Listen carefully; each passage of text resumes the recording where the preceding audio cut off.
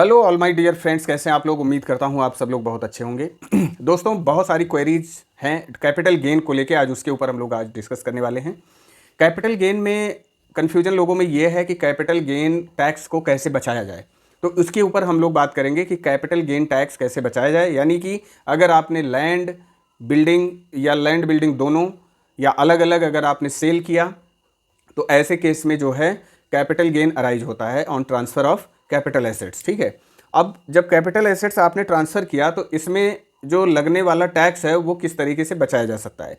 अब एक चीज़ और मैं क्लियर कर दूं कि यहाँ पे जैसे लोगों की क्वेरी होती है, भाई हमारी पुश्तैनी ज़मीन है, पुश्तैनी ज़मीन के ऊपर जो है टैक्स किस टाइप का टैक्स लगेगा, क्यों सरकार जो है पुश्तैनी ज़मीन के ऊपर टैक्स लेती है, लेना नहीं चाहिए या टैक्स नहीं लगता है।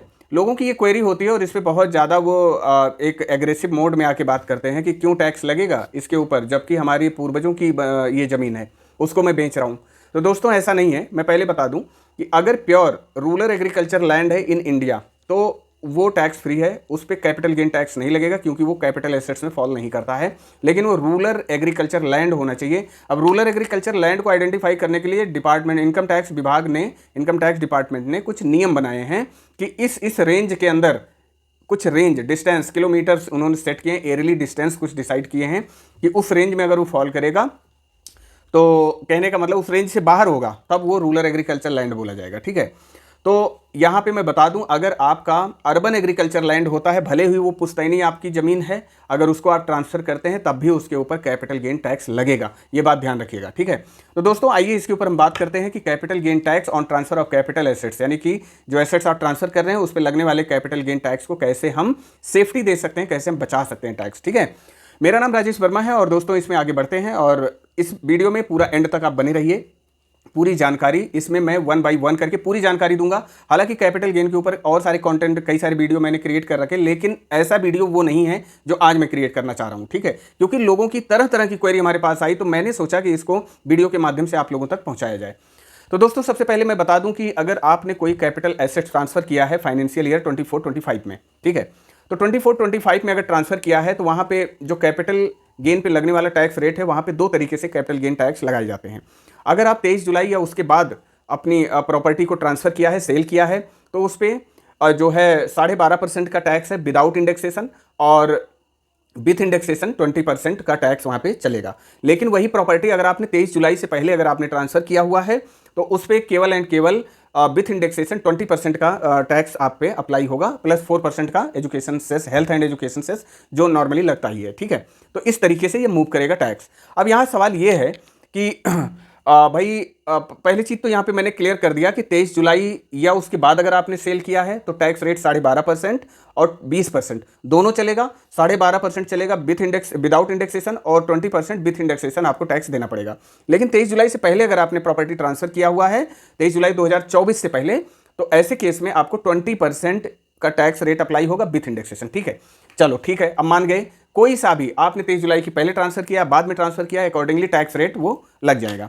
अब बात ये आती है, चलो टैक्स रेट तो लग गया, कैपिटल गेन हमने कंप्यूट कर लिया, अब भैया गेन के ऊपर जो टैक्स लगेगा उसको बचाया कैसे जाए।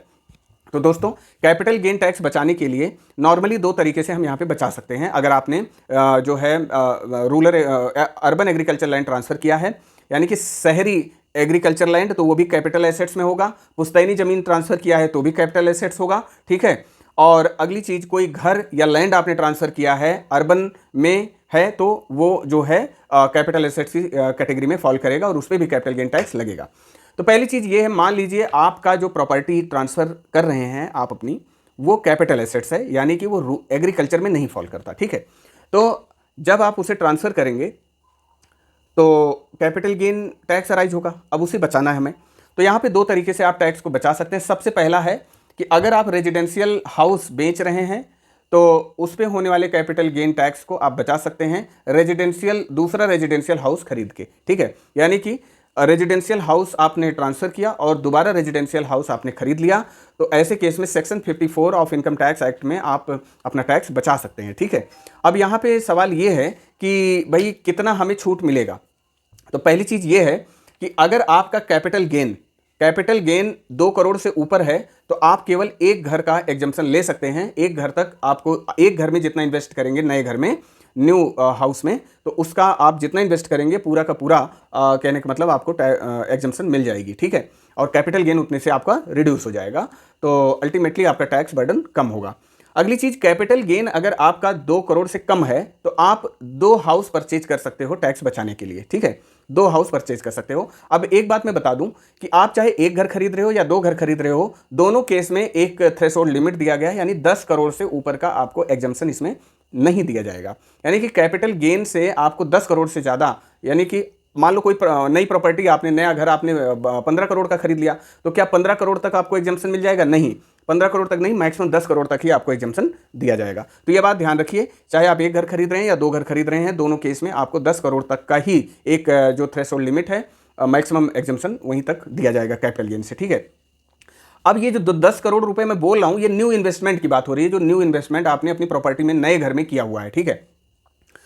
तो वो जो इन्वेस्टमेंट आप करोगे तो कैपिटल गेन जो आपका आया हुआ है, कैपिटल गेन से वो इन्वेस्टमेंट माइनस हो जाएगा, और जो rest of the capital gain बचेगा वो आपका टैक्सेबल हो जाएगा, और उस पर 20% या 12.5% एज द केस में भी जो भी अप्लीकेबल होगा उसके हिसाब से आपको इनकम टैक्स पेमेंट करना पड़ेगा गवर्नमेंट को। अब यहाँ पे बहुत सारे लोगों का सवाल ये होता है कि भाई कितने दिन में हम खरीद लें, कितने दिन में? तो दोस्तों, इन्वेस्टमेंट करने का जो टाइम लिमिट है ना, वो on or before the due date of filing of the return है। मतलब इनकम टैक्स रिटर्न फाइल करने की जो ड्यू डेट है, उस ड्यू डेट तक आपको इन्वेस्टमेंट कर देना है। अब कई लोगों का सवाल होता है, भाई हमें नया घर बनवाना है, हम 3 महीने में घर कैसे, ड्यू डेट हमारी ड्यू डेट रिटर्न फाइल करने की 3 महीने बची हुई है, हम 3 महीने में कैसे जो है, या 4 महीने बची हुई है या 5 महीने बची हुई है, इसमें इतनी जल्दी हम कैसे ज़मीन खरीद लें और घर बनवा लें? ऐसे संभव नहीं है। तो गवर्नमेंट ने यहाँ पे बोला है, या तो आपने 1 साल पहले खरीद लिया हो घर, ठीक है, उसका एग्जम्पशन ले सकते हो, या तो आप जो है 3 साल में उसे बनवा लेंगे। 1 साल पहले, 2 ईयर आफ्टर, और 3 ईयर, या 2 साल में या तो खरीद लो या तो 3 साल में उसे बनवा लो, ठीक है। या 1 साल पहले आपने ऐसा मतलब न्यू प्रॉपर्टी आपने एक्वायर कर ली है, ठीक है, तो आप इसका एग्जम्पशन ले सकते हैं।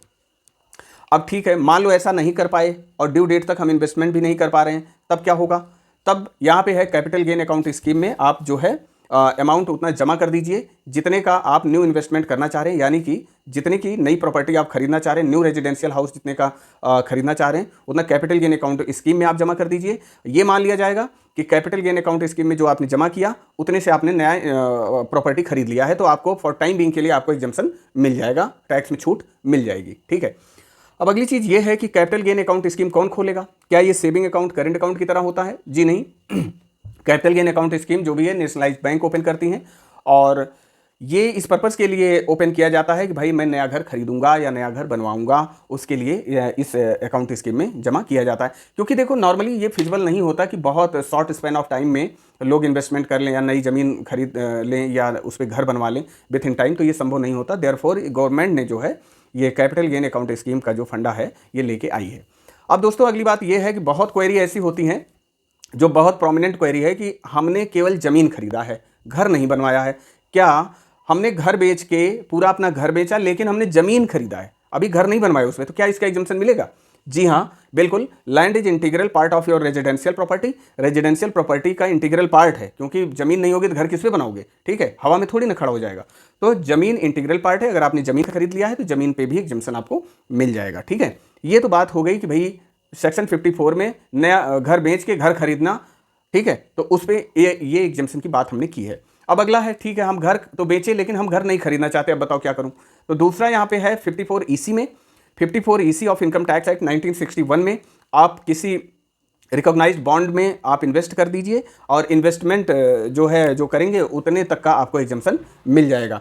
अब यहाँ पे जो इन्वेस्टमेंट करना है बॉन्ड में, बॉन्ड यहाँ पे अभी फिलहाल 2 ही नोटिफाई किया है गवर्नमेंट ने। एक तो NHAI का, national highway authority of India का बॉन्ड, और दूसरा RECL का, रूरल इलेक्ट्रिफिकेशन कॉर्पोरेशन लिमिटेड का, ठीक है। इन 2 कंपनियों के अगर बॉन्ड आप खरीद लेते हैं, इंफ्रास्ट्रक्चरल बॉन्ड हैं ये, तो ये इंफ्रास्ट्रक्चर बॉन्ड अगर आप खरीद लेते हैं तो आप जो है कैपिटल गेन से, कैपिटल गेन टैक्स से यहाँ पे एग्जम्पशन आप ले सकते हैं, ठीक है, 54 EC में। अब सवाल ये है कि 54 EC में मैं कितना पैसा जमा करूँ? तो 54 EC में मैक्सिमम 50 लाख तक का ही यहाँ पे आप एग्जम्पशन ले सकते हैं, और चूंकि वहाँ पे अगर आप घर खरीद रहे हैं तो मैक्सिमम 10 करोड़ तक का एग्जम्पशन मिलता था कैपिटल गेन से, आप 10 करोड़ तक का एग्जम्पशन आप ले सकते थे। और लेकिन यहाँ अगर रूरल इलेक्ट्रिफिकेशन कॉर्पोरेशन का जो है बॉन्ड खरीदते हैं या national highway authority of India का बॉन्ड खरीदते हैं तो मैक्सिमम यहाँ पे 50 लाख तक का ही आपको एग्जम्पशन मिलेगा। तो इस तरीके से आप जो है अपनी टैक्स सेफ्टी कर सकते हैं in case of transfer of immovable property, जो कि रूरल प्रॉपर्टी नहीं होनी चाहिए, ठीक है। रूरल एग्रीकल्चर लैंड नहीं होना चाहिए, या गांव का घर नहीं होना चाहिए कि पता लगा गांव में हमने घर बेचा उस पर भी कैपिटल गेन टैक्स नहीं है, ऐसा भी नहीं है। यानी कि म्यूनिसिपैलिटी लिमिट में वो प्रॉपर्टी कवर होनी चाहिए, तभी वो कैपिटल एसेट्स में फॉल करेगा, और कैपिटल एसेट्स में अगर वो फॉल कर गया तो आपको कैपिटल गेन टैक्स से कोई नहीं बचा सकता। अगली चीज़ ये है कि बहुत सारे लोगों की ये क्वेरी होती है कि भाई हमने जो प्रॉपर्टी बेची है वो हमारे दादाजी की थी या परदादा की थी, तो इससे कोई फ़र्क नहीं पड़ता। अगर वो म्यूनिसिपल लिमिट में फॉल कर गया है तो दैट इज़ अर्बन, भले वो एग्रीकल्चर लैंड है, लेकिन अगर वो एक अर्बन एग्रीकल्चर लैंड है तो वो कैपिटल एसेट्स है और उस पर कैपिटल गेन टैक्स लगेगा। वो चाहे आपने खरीदा, चाहे आपके दादाजी ने खरीदा, चाहे दादाजी के पिताजी ने खरीदा, तो उससे कोई फर्क नहीं पड़ता और टैक्स का रेट वही चलेगा। अब टैक्स कौन भरेगा? दादाजी तो है नहीं या उनके पिताजी तो है नहीं, तो अब उस प्रॉपर्टी को जो इंजॉय कर रहा है, जिसने सेल किया है, जिसके नाम पे वो अब ट्रांसफ़र है, वो उसको जो है उस पर टैक्स का पेमेंट करेगा, ठीक है, जो प्रेजेंटली जो ओनर है उसका। तो इस तरीके से आप जो है अपनी मिथ को थोड़ा दूर करिए कि जो है हमारे जो पूर्वजों की बनाई हुई प्रॉपर्टी है, अगर वो म्यूनिसिपल लिमिट में है उस पर टैक्स नहीं लगेगा क्योंकि पूर्वजों की बनाई हुई है, तो ये आपका मिथ है, गलत है, और इस पर टैक्स 100% लगाया जाएगा, ठीक है। तो इस तरीके से आप दो जगह पे इन्वेस्टमेंट करके आप अपना टैक्स बचा सकते हैं। अल्टीमेट ऑब्जेक्टिव था टैक्स सेफ्टी कैसे लाई जाए कैपिटल गेन टैक्स के रिलेशन में। तो इसमें जो है दो ही, जैसे कि हमने बताया, प्रोमिनेंट दो ही हैं। सेक्शन 54 में आप घर बेच के घर खरीद सकते हैं या ज़मीन खरीद सकते हैं। अगला, अगर ये नहीं कर सकते तो आप 54 EC में national highway authority of India के बॉन्ड खरीद लीजिए या रूरल इलेक्ट्रिफिकेशन कॉर्पोरेशन के बॉन्ड खरीद लीजिए, ठीक है। अब यहाँ पे जो है अच्छा, एक क्वेश्चन यहाँ पे और भी अराइज होता है, बॉन्ड जो हम खरीदेंगे वो एक तरीके का इन्वेस्टमेंट होगा, ठीक है, उस पर जो इंटरेस्ट आपको मिलेगा, यानी कि बॉन्ड का और रिडेम्पशन का जो डिफरेंस होगा वो टैक्सेबल होगा, उसमें भी कैपिटल गेन टैक्स लगेगा जब उसकी मैच्योरिटी होगी, ठीक है। तो इस तरीके से ये सारी चीज़ें रूल करती हैं यहाँ पे। तो उम्मीद करता हूँ ये वीडियो आपके लिए इन्फॉर्मेटिव होगा। Thank you very much for watching this video. और इसी तरीके की इन्फॉर्मेशन के लिए आप चैनल को सब्सक्राइब कर सकते हैं और वीडियो को लाइक कर दीजिए और अपने दोस्तों तक भी इसे शेयर कर दीजिए ताकि उन्हें भी इसकी इन्फॉर्मेशन मिल जाए। Thank you very much for watching this video. Take care.